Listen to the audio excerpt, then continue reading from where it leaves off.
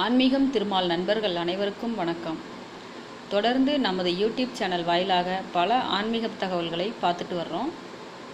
இன்றைக்கி நாம் பார்க்க போகிற பதிவு என்ன அப்படின்னா, எந்த திசையில் இருந்து பல்லி சத்தம் எழுப்பினால் என்ன பலன் உண்டாகும் அப்படிங்கிறத பற்றி பார்ப்போம்.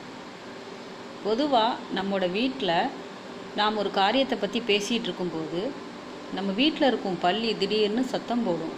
அப்போது பெரியவங்க பார்த்து, பாருங்கள் பல்லியே சொல்லிருச்சு, நிச்சயம் இந்த காரியம் நல்லபடியாக நடக்கும் அப்படின்னு சொல்லுவாங்க.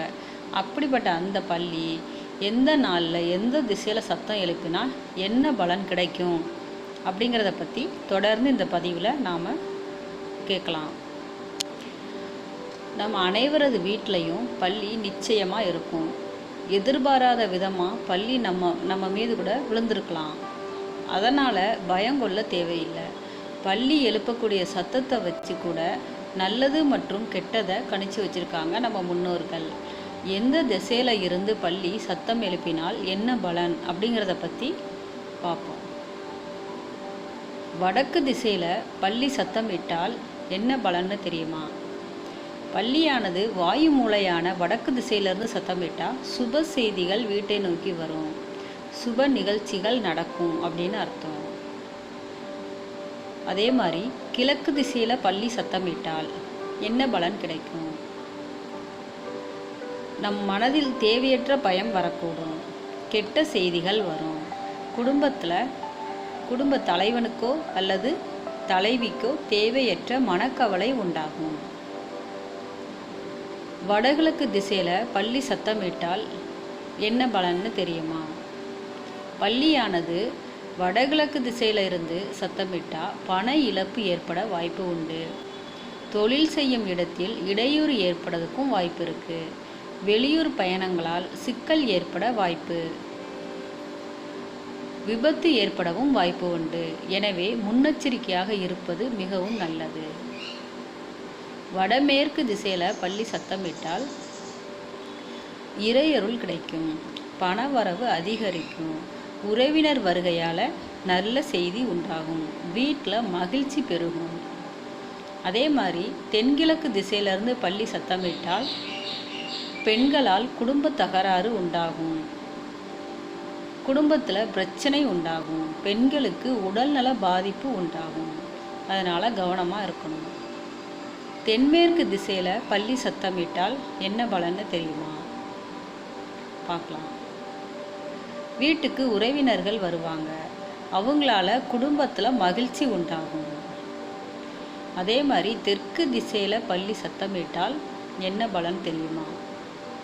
வீட்டில் சுப நிகழ்ச்சி குறித்த பேச்சு தொடக்கும், சுப நிகழ்ச்சிகள் உண்டாகும், நன்மை தரக்கூடிய விஷயங்கள் எல்லாமே நடக்கும். தெற்கு மற்றும் வடக்கு 2 பல்லிகள் சத்தமிட்டால் என்ன பலன் தெரியுமா? அந்த மாதிரி சத்தமிட்டுச்சு அப்படின்னா தொழிலில் நஷ்டம் உண்டாகும், வீட்டில் உள்ள ஆண்களுக்கு உடல்நலக்குறைவு ஏற்பட வாய்ப்பு உண்டு, பண விரயம் ஆகும். செவ்வாய், வெள்ளி, பௌர்ணமி, அமாவாசை இந்த குறிப்பிட்ட 4 தினங்களில் பல்லி சத்தமிட்டால் இஷ்ட தெய்வத்தை மனதில் நினச்சி மலர்களை தூவி அர்ச்சனையை அதாவது பச்சரிசி மஞ்சள் கலந்து அர்ச்சனையை சமர்ப்பணம் செஞ்சு உங்கள் குலதெய்வத்துக்கிட்ட நீங்கள் வேண்டுதல் வைக்கணும். அப்படிங்கும்போது அந்த வேண்டுதல் உடனே பலிதமாகும், நினைச்ச காரியம் அனைத்தும் நடக்கும், வீட்டில் சுப நிகழ்ச்சிகள் நடக்கும். வீட்டின் தரையிலிருந்து பல்லி சத்தமிட்டால் வீட்டில் ஐஸ்வர்யம் பெருகும், காரிய சித்தி உண்டாகும், தொழிலில் லாபம் பெருகும்.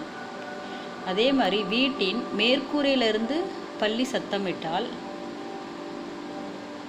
பயணம் மேற்கொள்ள வாய்ப்புண்டு, காரிய தடை உண்டாகும், தொழிலில் லாபம் பெருகும். அதே மாதிரி பல்லி சொல்லும் இந்த பலன் அட்டவணையை நான் இந்த இதில் கொடுத்து வைக்கிறேன், பதிவில் பார்த்துக்கோங்க. என்ன பல்லி சொல்லும் பலன் உண்மையா அப்படின்னு கூட நிறைய பேருக்கு சந்தேகம் உண்டு. பல்லி சொல்கிற பலன் 100% உண்மை. பண்டைய காலத்திலேயே கௌளி சாஸ்திரம் அப்படின்னு ஒரு நூலே இருந்திருக்கு. அந்த புத்தகத்தில் பள்ளி சொல்லும் பலன்கள் அனைத்தும் கொடுக்கப்பட்டிருக்கு.